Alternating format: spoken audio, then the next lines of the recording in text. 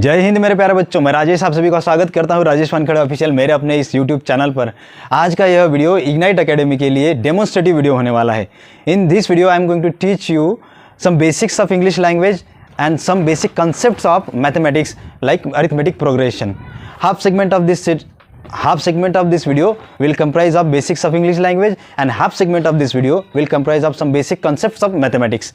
Okay, चलिए मैं आपको अंग्रेज़ी भाषा पढ़ाने वाला हूँ, है ना। अंग्रेज़ी भाषा पढ़ते समय तुम्हारे मन में हमेशा डर रहता है कि यार अंग्रेज़ी भाषा हमसे नहीं बन पाएगी, लेकिन जब तक इग्नाइट एकेडमी के बंदे आपके साथ खड़े हैं आपको डरने की कोई ज़रूरत नहीं है। मैं आपको अंग्रेज़ी एकदम तरीके से, एकदम शानदार तरीके से पढ़ाने वाला हूँ। तुम अपने साथ कॉपी और पेन लेकर बैठिए और वीडियो को शुरुआत करने से पहले वीडियो को लाइक और चैनल को सब्सक्राइब कर दीजिए, क्योंकि वो ये सेशन बहुत ही इंटरेस्टिंग होने वाला है और तुमको अंग्रेज़ी का डर इस वीडियो के माध्यम से मैं चंद मिनटों में तुम्हारे दिल से गायब करके दिखाऊंगा। देखिए समझिए, एक स्टेटमेंट है, I don't like to run but I like to swim। देखिए ये एक स्टेटमेंट है, I don't like to run but I like to swim। इस शब्द का, इस वाक्य का अर्थ क्या है मुझे बताइए। आप ये सिर्फ देखकर इस वाक्य का अर्थ बता सकते हो मुझे क्या। I don't like to run but I like to swim. मुझे दौड़ना अच्छा नहीं लगता लेकिन मुझे तैरना अच्छा लगता है। ये किस बेसिस पर तुमने इस वाक्य का अर्थ मुझे बताया। सीधी सी बात है, तुमको मालूम है आई का मतलब क्या है, डोंट का मतलब क्या है, लाइक का मतलब क्या है, रन का मतलब क्या है, स्विम का मतलब क्या है, लाइक का मतलब क्या है, बट का मतलब क्या है। अब मेरे प्यारे बच्चों मुझे ये बताओ कि इस स्टेटमेंट में, इस सेंटेंस में सब्जेक्ट क्या है, वर्ब क्या है, ऑब्जेक्ट क्या है। ये स्टेटमेंट नेगेटिव है या फिर पॉजिटिव है। इस स्टेटमेंट में प्रेडिकेट क्या है। यह सब ग्रामेटिकल कंस्ट्रक्शंस है, ग्रामेटिकल रूल्स है। यह सिर्फ एक स्टेटमेंट है। इस स्टेटमेंट का अर्थ तुमने मुझे बताया कि क्या मुझे दौड़ना अच्छा नहीं लगता लेकिन मुझे तैरना अच्छा लगता है। अब इस स्टेटमेंट में मुझे बताओ सब्जेक्ट क्या है, वर्ब क्या है, ऑब्जेक्ट क्या है। ये स्टेटमेंट नेगेटिव है या पॉजिटिव है या फिर इस स्टेटमेंट का प्रेडिकेट पार्ट कौन सा है, ये मुझे बता सकते हो क्या। नहीं। क्या ज़रूरी है तुमको ये सब ग्रामेटिकल कंस्ट्रक्शन याद होना इस वाक्य का अर्थ बताने के लिए? नहीं ना। तो मेरा कहने का मतलब क्या है कि अगर तुम्हारे पास शब्दों का उचित संग्रह है और शब्दों का अर्थ और मीनिंग तुमको मालूम है तो तुमको कोई ज़रूरत नहीं है कि तुमको ये ग्रामेटिकल कंस्ट्रक्शन, ग्रामेटिकल रचनाएं, रूल्स तुम्हारे को मालूम होना इतना ज़रूरी नहीं है। लेकिन बच्चों जब मैं तुमको पढ़ा रहा हूँ तो तुमको सिर्फ इंग्लिश लैंग्वेज बोलने या समझने के लिए ही नहीं आनी चाहिए, लेकिन तुमको इंग्लिश लैंग्वेज तुम्हारी एग्ज़ाम को भी पास करना है। तो फिर तुमको एग्ज़ाम ओरिएंटेड पढ़ना पड़ेगा। तो एग्ज़ाम में तुमको ग्रामेटिकल कंस्ट्रक्शंस भी आएंगे, ग्रामेटिकल रूल्स भी तुमको समझने पड़ेंगे। तो मैं तुमको इग्नाइट एकेडमी के ऐप पर ग्रामेटिकल रूल्स भी पढ़ाऊंगा। आज के इस वीडियो में मैं तुमको ग्रामेटिकल रूल्स में पढ़ाते समय एक पढ़ाने वाला हूँ। ग्रामेटिकल रचना जब हम पढ़ेंगे तो मैं आज इस वीडियो में तुमको मैं आर्टिकल्स पढ़ाऊंगा। ग्रामर पढ़ते समय आपको आर्टिकल्स पढ़ने पड़ेंगे, ठीक है। ये एक आर्टिकल्स चैप्टर होता है। तो आर्टिकल्स किन प्रकार के होते हैं? आर्टिकल्स दो प्रकार के होते हैं। पहले तो आप समझिए आर्टिकल कौन कौन से होते हैं। आर्टिकल्स होते हैं द, अ और एन। आर्टिकल सिर्फ इंग्लिश लैंग्वेज में 3 ही है। ये 3 ही आर्टिकल्स आपको पढ़ने हैं, लेकिन इन 3 आर्टिकल्स को 2 भागों में डिवाइड किया गया है। कौन कौन से भागों में डिवाइड किया गया है? एक डेफिनेट आर्टिकल्स होते हैं और दूसरा पार्ट होता है इनडेफिनेट आर्टिकल होते हैं, ठीक है। इसमें से डेफिनेट आर्टिकल कौन सा होता है? डेफिनेट में आता है द आता है, इनडेफिनेट में आते हैं फिर ये बाकी के 2 अ और एन। डेफिनेट माने निश्चित, इनडेफिनेट माने अनिश्चित। जब भी कोई चीज़ निश्चित होती है तो वहाँ पर हम डेफिनेट आर्टिकल माने द का उपयोग करते हैं। जैसे मान लीजिए ये एक बोर्ड है, वाइट बोर्ड है, तो ये निश्चित है। ये वाइट बोर्ड है तो वाइट बोर्ड को हम निश्चित तौर पर उसके सामने द का यूज़ कर सकते हैं। लेकिन और आप समझिए जैसे सन हो गया, मून हो गया, ये चीज़ें जो होती है वो निश्चित होती है, तो वहाँ पर सन के आगे हम द का उपयोग करते हैं। द सन, द मून, ये निश्चित स्थितियाँ होती है, ये द का उपयोग किया होता है। लेकिन जब हमें इनडेफिनेट आर्टिकल जब पढ़ते हैं तो हमें कुछ चीज़ें याद रखनी पड़ती है। जैसे कि मान लीजिए इंग्लिश लैंग्वेज में वोवेल्स दिए गए हैं हमको ए, ई, आई, ओ और यू। ये इंग्लिश लैंग्वेज में 5 वोवेल्स है। ये इन 5 को छोड़कर बाकी 21 जो है वो कॉन्सोनेंट्स आते हैं, जिनको हम व्यंजन बोलते हैं। लेकिन इसी कॉन्टेक्स्ट में हमको हिंदी में भी जो होते हैं, जो अंग्रेजी के ये वोवेल्स है, वोवेल्स कहते हैं इनको अंग्रेजी के वोवेल्स। वोवेल्स माने स्वर, है ना। इन 5 को वोवेल्स कहते हैं और इन वोवेल्स के अलावा बाकी के जो भी अल्फ़ाबेट होते हैं उनको कहते हैं वन कॉन्सोनेंट्स। लेकिन हिंदी में भी इसी तरह से अ, आ, ई, उ, ओ, ए, आ, ई, उ, ए, ऐ, इसी तरह से हिंदी के भी स्वर होते हैं। ये अंग्रेजी के स्वर है और ये हिंदी के स्वर है। जब हम इनडेफिनेट अनिश्चित आर्टिकल अ और एन का उपयोग पढ़ते हैं तो हमको इन चीज़ों को ध्यान में रखना पड़ता है मेरे दोस्तों, मेरे बच्चों, ठीक है। ये आप कॉपी और पेन में नोट करके रखने का प्रयास कीजिए। मैं समझाता हूँ तुमको इन वोवेल्स को किस कॉन्टेक्स्ट में यूज़ किया जाता है जब हम डेफिनेट और इनडेफिनेट आर्टिकल जब हम पढ़ते हैं तब, है ना मेरे दोस्तों। आप ये कॉपी और पेन में लेकर के लिख सकते हैं। मैंने आपको ये वोवेल्स समझा दिए हैं, ठीक है ना। वो वोवेल्स अगर आप स्क्रीनशॉट लेकर अपने बुक में रख लीजिए। चलिए समझिए अ और एन का उपयोग हम कैसे करते हैं। अ और एन, ये शब्द है umbrella, umbrella, university, NCC, MP और ऑनेस्ट। इन शब्दों के आगे हमको अ और एन, इन 2 में से आर्टिकल्स का उपयोग करना है। तो हम अम्ब्रेला के आगे कौन सा आर्टिकल यूज़ करेंगे, यहाँ पर करेंगे एन का।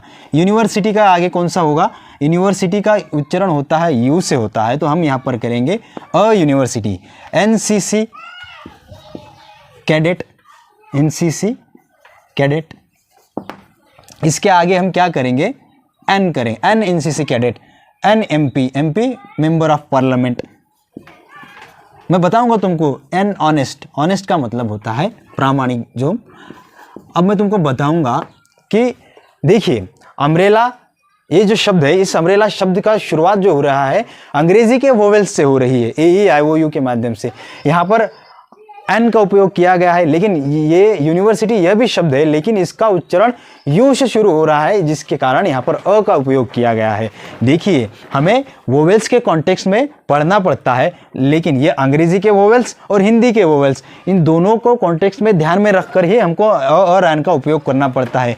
शब्द ये भी यू से शुरू हुआ है, ये भी यू से ही शुरू हुआ है। यूनिवर्सिटी इसका उच्चारण है और इसका उच्चारण अम्ब्रेला है। इसका उच्चारण अ से शुरू हुआ, जो कि हिंदी का स्वर है, जिसके कारण हमने यहाँ पर एन का उपयोग किया है। लेकिन यह यूनिवर्सिटी से शुरू हुआ है, इसका उच्चारण यू से शुरू हुआ है।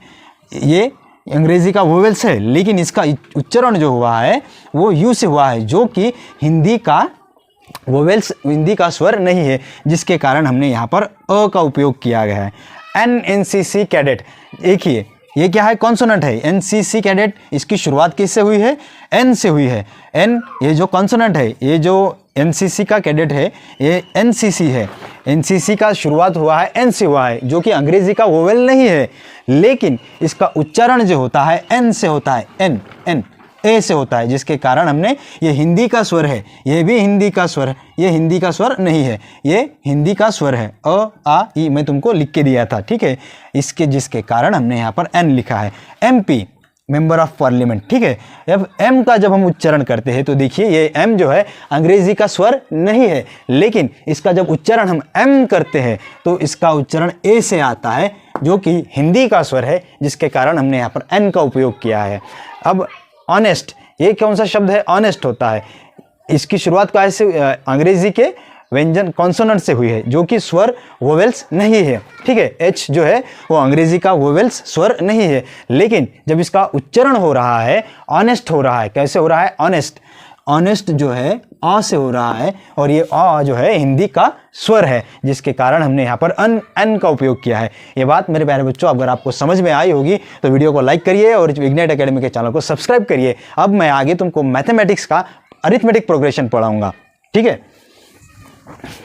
आप चाहे तो यह वीडियो में यह अपने नोटबुक में लिख कर रख सकते हैं। अब हम पढ़ेंगे मैथमेटिक्स का अरिथमेटिक प्रोग्रेशन, ठीक है।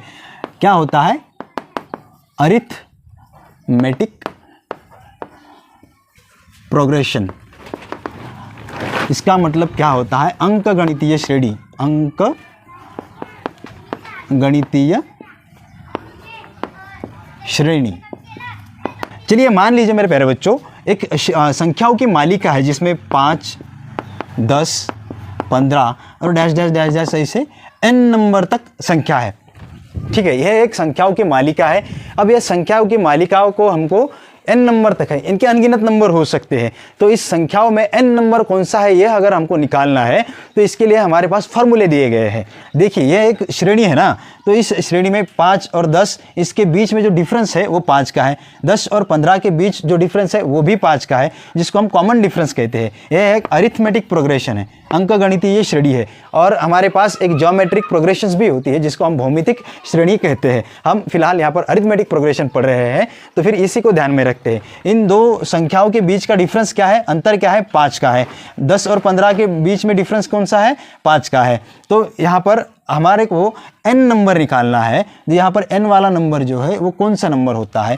n की मान जो हमको दिया सकता है, कुछ भी हो सकता है। इस अंक गणितीय श्रेणी में 50 तक नंबर हो सकते हैं, 100 तक नंबर हो सकते हैं, अनगिनत नंबर कहीं पर भी हो सकते हैं। हम वो अनगिनत नंबर जहाँ तक कि पूछा गया है हम निकाल सकते हैं। उसके लिए हमारे पास फार्मूला दिया गया है। फार्मूला क्या होता है? फार्मूला कौन सा है? ये वाला फार्मूला है। नंबर nth नंबर मतलब a plus in bracket n-1 into D. अब इस फॉर्मूले की मैं आपको समझाऊंगा। ए का मान क्या होता है? ए का मान होता है, ये जो पहली संख्या होती है वो होता है ए इक्वल्स टू 5। एन का मान होता है, जैसे मान लीजिए इस अंक गणितीय श्रेणी में हमको बोला गया है 50वां नंबर निकालिए, 50वें नंबर का संख्या कौन सी है? तो n का मान होता है, चलिए मान लीजिए हमें 50वां नंबर निकालना है, तो n का मान हम लेते हैं 50वीं संख्या कौन सी है, ठीक है। और d का मतलब होता है कॉमन डिफरेंस। इन दो संख्याओं के बीच जो अंतर होता है किसको बोलते हैं? d। 5 और 10 में कितना अंतर है?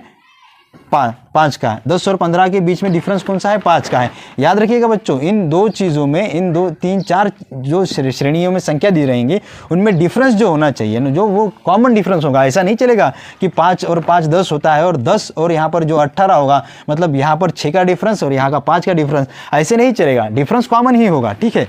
डिफरेंस यहाँ पर दिया गया है हमें d इज इक्वल टू 5। तो हमें कौन सी 50वें नंबर की संख्या निकालना है, तो इस फॉर्मूले के अनुसार हम 50वां नंबर करके a का मान होता है 5 प्लस n का मान है 50 माइनस 1, d का मान है इंटू गुना में 5, ठीक है। इसको हम गुना करेंगे। जब भी कभी हम ऐसे, ये आपको वी बोर्डमास का रूल तो पता ही होगा, उसी के माध्यम से मैं तुमको पढ़ाऊंगा। अगर तुमको पढ़ा नहीं है तो वो बोर्डमास का रूल भी मैं तुमको आगे पढ़ाऊंगा, जिसके लिए आपको इग्नाइट एकेडमी का ऐप डाउनलोड करना पड़ेगा मेरे दोस्तों। 50 में से 1 गया, कितना जाता है? 49 गुना में 5, ठीक है मेरे दोस्तों। 5 गुना में 50 कितने आते हैं आपको? सीधे सीधे वो कैलकुलेशन करना मैं आपको आगे भी तुमको पढ़ाऊंगा। 5 250, उसमें से 245 प्लस 245 है ना।